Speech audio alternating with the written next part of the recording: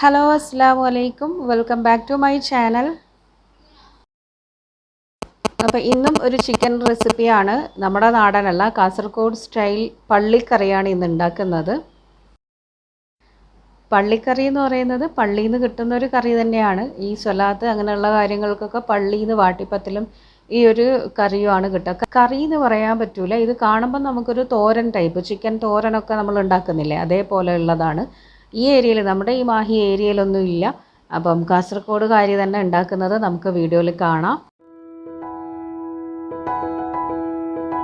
അപ്പം ഞാനിപ്പോൾ ഇവിടെ ചിക്കൻ്റെതാണ് ഉണ്ടാക്കുന്നത്. ചിക്കനോ മട്ടണോ ബീഫോ വെച്ചിട്ട് ഉണ്ടാക്കുക കേട്ടോ, ഇതേപോലെ തന്നെ.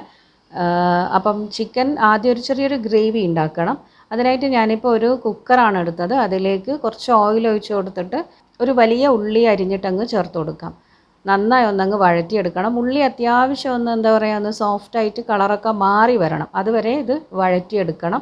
ഇതിലേക്ക് ആവശ്യത്തിനുള്ള ഉപ്പ് ചേർത്ത് കൊടുത്തിന്, പിന്നെ ഒരു ടീസ്പൂൺ ഇഞ്ചി വെളുത്തുള്ളീൻ്റെ പേസ്റ്റ് ചേർത്ത് കൊടുത്തിന്, ഒരു ടീസ്പൂൺ പച്ചമുളകും കൂടെ പേസ്റ്റാക്കിയത് ചേർത്ത് കൊടുത്തിന്.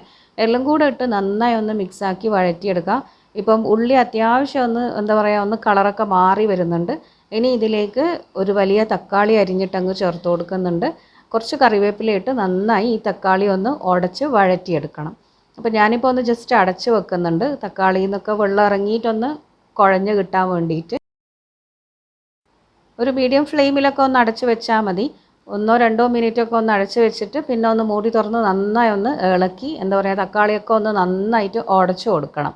തക്കാളി നന്നായി ഉടച്ചതിന് ശേഷം ഞാനിപ്പോൾ ഇതിലേക്ക് കഴുകി ക്ലീൻ ചെയ്ത് വെച്ചിട്ടുള്ള ചിക്കൻ ചേർത്ത് കൊടുക്കുന്നുണ്ട്. ചിക്കൻ സാധാരണ നമ്മൾ കറിക്കൊക്കെ എടുക്കുന്ന ആ ഒരു അളവിൽ, ആ ഒരു ടൈപ്പിൽ തന്നെയാണ് കട്ട് ചെയ്തെടുത്തത്. നന്നായി ഒന്ന് മിക്സാക്കിയതിന് ശേഷം ഇതിനെ ഒന്ന് അടച്ച് വെക്കണം. എല്ലാം കൊട്ടോട് കൂടിയിട്ടുള്ള ചിക്കൻ പീസസാണ് ഞാനിപ്പോൾ എടുത്തത്. ഇനി ഇതെന്താ ചെയ്യേണ്ടത്, ജസ്റ്റ് ആ ചിക്കനിൽ നിന്നും ഉള്ളിയിൽ നിന്നും തക്കാളിയിൽ നിന്നൊക്കെ ഉള്ള ഒരു വെള്ളമൊക്കെ ഇറങ്ങി വരണം. എന്നിട്ട് നമുക്കിത് മസാലപ്പൊടികളൊക്കെ ചേർത്തതിന് ശേഷം പിന്നെ വേവിച്ചെടുക്കാം. അപ്പോൾ ചിക്കൻ അപ്പുറത്ത് വേവുന്ന സമയത്ത് ഞാനൊരു മസാല കൂട്ടൊന്ന് റെഡിയാക്കട്ടെ, ഒന്ന് വറുത്തെടുക്കട്ടെ. അപ്പോൾ എന്തൊക്കെയാണെന്ന് വെച്ചാൽ, ഞാനിപ്പോൾ ഒരു പാനിൽ കുറച്ച് ഓയിൽ ഒഴിച്ച് കൊടുത്തിന്, അതിലേക്ക് 2-3 ടേബിൾ സ്പൂണോളം മുളക് പൊടി, അതുപോലെ 2-2.5 ടേബിൾ സ്പൂണോളം മല്ലിപ്പൊടി, 1/2 ടീസ്പൂൺ മഞ്ഞൾപ്പൊടി എന്നിവ ചേർത്ത് നന്നായി ഒന്നങ്ങ് റോസ്റ്റ് ചെയ്തെടുക്കാം. ഏറ്റവും ലോ ഫ്ലെയിമിൽ കരിഞ്ഞു പോവാതെ റോസ്റ്റ് ചെയ്തെടുക്കണം. നല്ലൊരു ഫ്ലേവറൊക്കെ വരുമ്പം ഫ്ലെയിം അങ്ങ് ഓഫ് ചെയ്യുക, എന്നിട്ടൊന്ന് നന്നായിട്ട് ഇളക്കി കൊടുത്തുകൊണ്ടിരിക്കുക.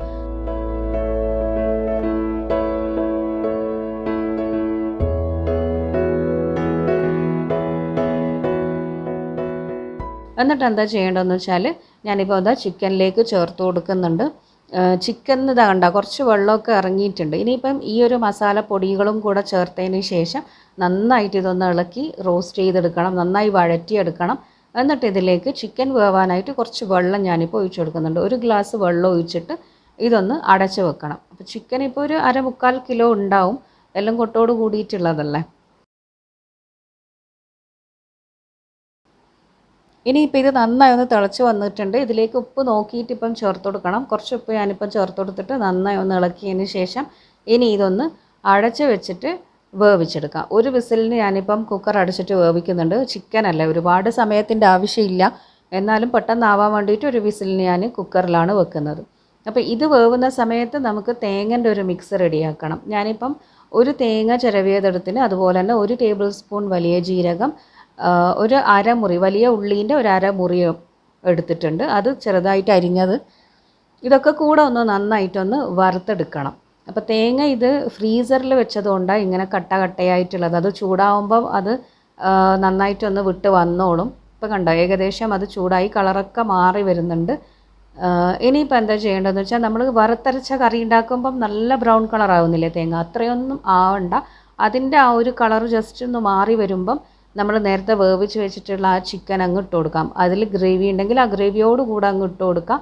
എന്നിട്ട് ഈ ഒരു തേങ്ങയിൽ നന്നായി അങ്ങ് മിക്സാക്കി എടുക്കാം. അപ്പം നമ്മൾ സാധാരണ ഒരു തോരനൊക്കെ വെക്കുമ്പോൾ അതിൽ തേങ്ങ ചേർക്കുന്നില്ലേ, അതേപോലെ തന്നെ, പക്ഷേ ഇതിൽ കുറച്ചധികം തേങ്ങ ചേർക്കണം.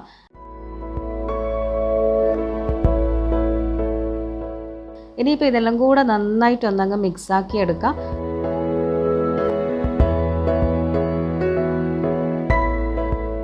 പിന്നെ ഇതിലേക്ക് ഞാനിപ്പോൾ ഒരു 1/2 ടീസ്പൂൺ ഗരം മസാല ചേർത്ത് കൊടുക്കുന്നുണ്ട്. കുറച്ച് കറിവേപ്പിലയും ഇട്ടിട്ട് നന്നായി ഒന്നങ്ങ് മിക്സാക്കി എടുക്കാം. തേങ്ങയിൽ ആ ഒരു ഗ്രേവിയുടെ കളറും ഒക്കെ പിടിച്ചിട്ടുണ്ട്. അതുപോലെ തേങ്ങ ആ ഒരു നല്ല ഫ്ലേവർ ഉണ്ട് കേട്ടോ. ജീരകം ചേർത്തതിൻ്റെ ആ ഒരു മണം, പിന്നെ തേങ്ങയിൽ നിന്ന് തന്നെ നല്ലൊരു ഫ്ലേവർ വരുന്നുണ്ട്.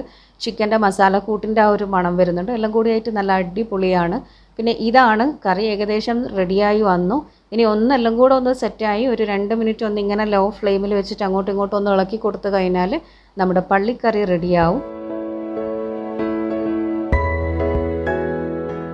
കണ്ട, ഇനിയിപ്പം ഞാനിത് ഫ്ലെയിം ഓഫ് ചെയ്യുന്നുണ്ട്. ജസ്റ്റ് അങ്ങോട്ടും ഇങ്ങോട്ടും ഇളക്കി കൊടുത്തതിന് ശേഷം ഫ്ലെയിം ഓഫ് ചെയ്ത് വെച്ചിട്ടുണ്ട്. നമ്മുടെ ടേസ്റ്റി ആയിട്ടുള്ള കാസർഗോഡ് സ്റ്റൈൽ ചിക്കൻ പള്ളിക്കറി ഇവിടെ റെഡിയായി. പിന്നെ ഇതിനെ നമുക്കിപ്പം ചിക്കൻ തോരനോ ചിക്കൻ വറവ് എന്നൊക്കെ പറയാം. കാരണം ഒരു കറി ടൈപ്പ് അല്ലല്ലോ, നമ്മുടെ ഒരു തോരൻ്റെ ടൈപ്പ് തന്നെയല്ലേ ഇത്. പിന്നെ ഇതിൽ തേങ്ങ കുറച്ച് കൂടുതലാണോ എന്നൊരു ഡൗട്ടുണ്ട്. അപ്പോൾ നമ്മൾ ചിക്കൻ്റെ അളവ് നോക്കിയിട്ട് എത്രയാണ് വേണ്ടതെന്ന് വെച്ചാൽ അതിന് കണക്കായിട്ട് തേങ്ങ ചേർത്താൽ മതി. പിന്നെ ഇത് നമുക്കിപ്പം ചപ്പാത്തീൻ്റെ കൂടെ, പൂരീൻ്റെ കൂടെ, അതുപോലെ വാട്ടിപ്പത്തലിൻ്റെ കൂടെയൊക്കെ നല്ലൊരു കോമ്പിനേഷനാണ്. അപ്പം എല്ലാവരും വീട്ടിലൊന്ന് ട്രൈ ചെയ്ത് നോക്ക്, എന്നിട്ട് എന്നോട് അഭിപ്രായം പറയണം. അപ്പം പുതിയ റെസിപ്പി ആയിട്ട് കാണുന്നത് വരെ follow Maimoon's kitchen. Ta-ta bye bye, thank U.